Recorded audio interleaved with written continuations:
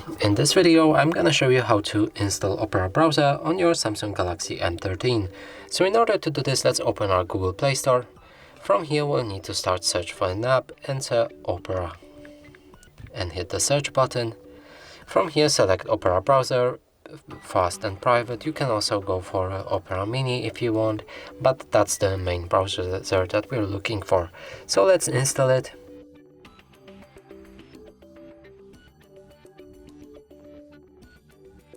After installation process will be complete, we can open our app.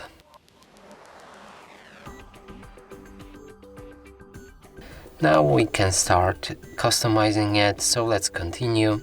You can enable ad block if you want. If you want to skip it, click on skip. If you want to enable tracker blocking, you can enable it right here, also skip it right there. And set Opera as default browser, sure, why not? So let's pick Opera and set as default. Now we can customize some Opera services right here, but if you agree to everything here, simply press confirm, and that way we'll get access to our browser, which should work without any problem. So that's it for this video. Hope you like it. Please consider subscribing to our channel, leave a like and a comment below.